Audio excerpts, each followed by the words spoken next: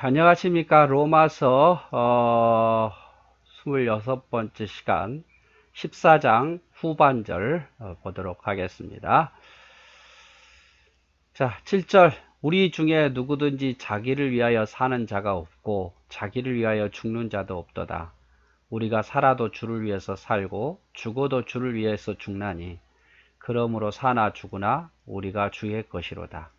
이를 위하여 그리스도께서 죽었다가 다시 살아나셨으니 곧 죽은 자와 산 자의 주가 되려 하심이라. 아주 중요한 말씀이죠. 우리는 자기를 위해서 사는 자가 없단 말이에요. 자기를 위해서 죽는 자도 없고, 우리가 살아도 주를 위해서 살고 있고, 우리는 죽어도 주님을 위해서 죽고 있다. 이를 위해서 또 주님이 우리를 죽었다가 살아나셨으니까 우리도 주님을 위해서 아무튼 어떤 것이 되었던 주님을 위해서 죽고 산다, 이렇게 표현을 하고 있습니다. 그리스도와 연합된 자는 자기를 위하여 살지 않습니다. 왜냐하면 그리스도가 주인이 되시기 때문입니다. 하나님이 우리를 생명 주시고 사셨기에 우리는 주님의 것입니다. 주님의 것이고 주님을 위해서 살아야 할 사람들이 누굽니까?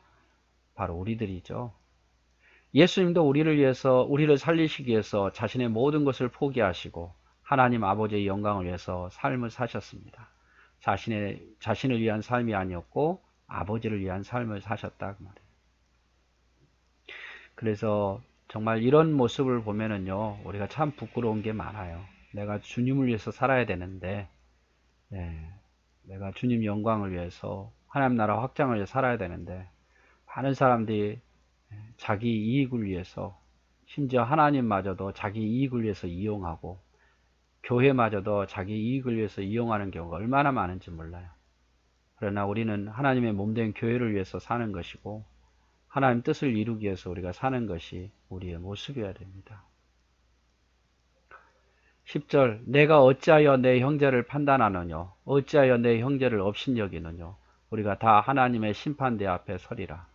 기록되었으되 주께서 가라사대 내가 살았노니 모든 무릎이 내게 꿇을 것이요 모든 혀가 하나님께 자백하리라 하였느니라. 이러므로 우리 각인이 자기 일을 하나님께 직고하리라.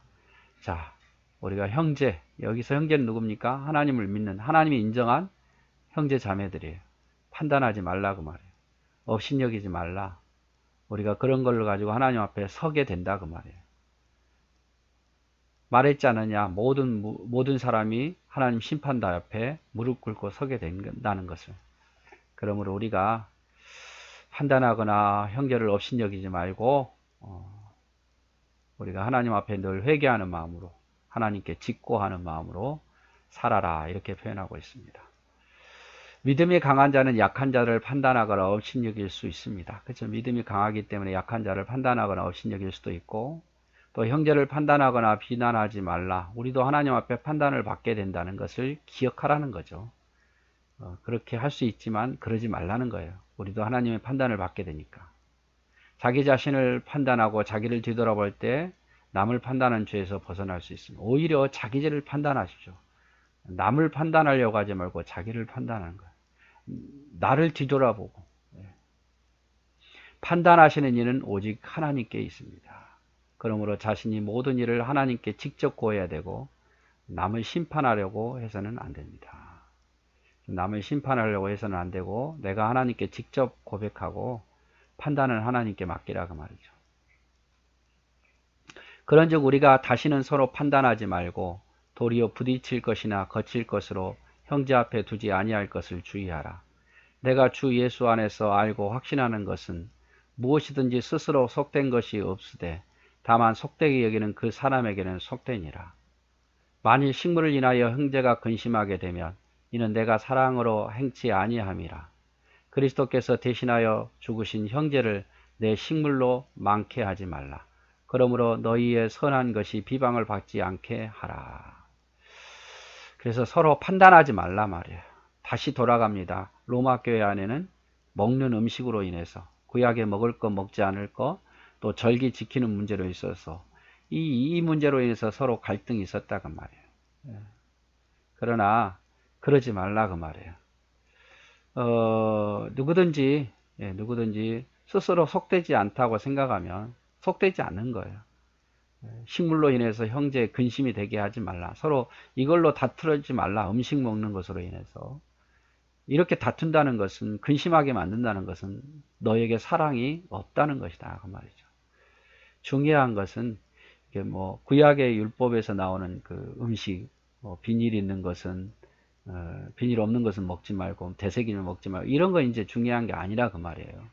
모든 것에 이제 예수 안에서 자유함을 줬으니까 그걸로 인해서 서로 비방하거나 믿음이 없다고 말하거나 안 지킨다고 말하거나 이러지 말고 중요한 것은 사랑으로 대하라 그 말이에요. 내가 먹을 수 있어도 누군가의 영혼을 위해서 포기하는 것도 아름다운 것이고 또 내가 그것을 먹는 것도 아름다운 것이니까 먹고 마시는 게 중요한 게 아니라 먹든지 마시든지 다 주님의 영광을 위해서 살아라 이렇게 표현을 하고 있는 거죠. 바울은 믿음이 강한 자들에게 연약한 형제들을 업신여기나 경멸하지 말 것을 당부합니다. 그렇죠? 그리고 더 나아가서 부딪힐 것, 거칠 것을 연약한 형제 앞에 두지 말라. 아예 시험 들게 하는 원인 제공을 하지 말라. 부딪힐 것, 거칠 것. 그걸 보고 연약한 형제들 넘어질 수 있으니까 그거 원인 제공하지 말라 그 말이죠. 음식에 대한 바울의 입장은 모든 음식은 하나님이 허락했으니까 먹을 수 있는 것은 모두 믿음으로 먹어도 된다. 이게 바울의 입장이에요. 이제 율법의 그런 음식에 매이지 말고 먹을 수 있다. 예수님께서도 들어가는 것이 부정한 것이 아니라 나오는 것이 부정하다고 마태복음 7장에 말씀하잖아요. 그래서 음식 먹는 일과 사소한 일을 성도들을 근심케 하는 것은 옳은 행위가 아닙니다. 사랑의 마음에서 비롯되지 않는 자유의 남용은 교회 내에 불화를 일으키기 때문에 중요한 것은 진리에서 벗어나지 않는 한 하나님을 기쁘게 또 하나 되게 하는 것이 하나님 앞에 옳은 것이다 그 말이죠. 그래서 여러분 교회 안에도 뭐 이런 저런 의견 다를 수 있잖아요. 다를 수 있는데 중요한 것은 그걸로 인해서 서로 마음 상하거나 다투거나 교회가 분열돼서는 안 된다 그 말이에요. 그게 진리라면 뭐 그대로 가야겠죠. 그러나 이것도 진리 저것도 진리라면 어차피 하나는 선택해서 가야 되니까 서로 마음 합해서 하나로 가는 것이고 또 교회 지도자가 있으니까 뭐 진리에서 벗어나지 않고 이것도 진리고 저것도 진리라면 이것 우선하고 나중에 또 여유가 되면 저것도 하고 이렇게 하면 되는 거죠. 내 뜻이 관철되지 않았다고 여러분 시험 들면 안 돼요. 그리고 내가 주장이 무시당했다고 그것도 시험 들면 안 돼요. 여러분. 누가 누구를 무시하겠습니까? 때가 되면 하나님이 하시고자 하면요. 다 결국 하게 돼 있어요. 자, 또 볼까요? 17절 하나님의 나라는 먹는 것과 마시는 것이 아니요 오직 성령 안에서 의와 평강과 희락이라. 이로써 그리스도를 섬기는 자는 하나님께 기뻐하심을 받으며 사람에게도 칭찬을 받느니라. 하나님 나라는 먹는 음식, 마시는 것 이것에 있지 않아요. 하나님 나라는 오직 평강, 희락, 마음이 평안하고 기쁨이 넘치고 하나 되는 것에 있는 거예요. 그렇게 해야만 하나님께 기쁨을 받고 사람에게도 칭찬을 받는다 그 말이죠. 성도는 하나님의 나라에 충성스러운 백성이다. 성도들이 추구해야 할 가장 중요한 것은 먹고 마시는 것이 아니오 영생과 구원에 관한 영원한 것을 추구해야 된다는 것입니다. 성도는 예수 안에서 기쁨과 평안을 누리며 의의 행동을 해야 되고 이럴 때 하나님이 기쁨이 되고 다른 사람에게 칭찬을 받게 됩니다. 그래서 여러분 이거 꼭 기억하십시오. 하나님 나라는 먹는 것과 마시는 것에 있는 것이 아니라 오직 성령 안에서 의와 평강과 희락이다. 성령 안에서 의와 평강과 희락이다. 마지막 부분 이러므로 우리가 화평의 일과 서로 덕을 세우는 일을 힘쓰나니 결론이죠. 화평하는 일에 덕을 세우는 일에 힘쓰자 그 말이에요. 식물을 인하여 하나님의 사업을 무너지게 하지 말라. 만물이 다 정하되 꺼리낌으로 먹는 사람에게는 악하니라. 고기를 먹지 아니하고 포도주도 마시지 아니하고 무엇이든지 내 형제에 꺼리끼게 하는 일을 아니함이 아름다운 것이다. 내게 있는 믿음을 하나님 앞에 스스로 가지고 있으라. 자기가 옳다는 바로 자기를 책하지 아니하는 자는 복되도다. 의심하고 먹는 자는 정죄되었나니 이는 믿음으로 쫓지 아니한 영거라. 믿음으로 쫓지 아니하는 모든 것이 죄다. 그래서 중요한 것은 서로 화평하라. 덕을 세우는 일에 힘쓰라. 식물로 인해서 하나님의 사업을 무너지게 하지 말라. 절기로 인해서 하나님의 사업을 무너지게 하지 말라. 그래서 먹고 마시는 것보다 더 중요한 것은 믿음으로 행하고 사랑으로 행하고 화평하게 만들고 덕을 세우는 것이 더 중요하다. 이렇게 표현을 하고 있습니다. 자, 하나님은 세우신 교회가 화평하기를 원하시며 서로 덕을 세우기를 원하신다. 이렇게 합당하게 살려면 성도들은 성숙한 믿음의 경지에 이르러야 된다. 그래서 연약한 자들을 도와주고 믿음이 자라도록 도와줘야 돼요. 믿음이 없다라고 비방하기보다는 도와줘야 돼요. 도와줘야 돼요.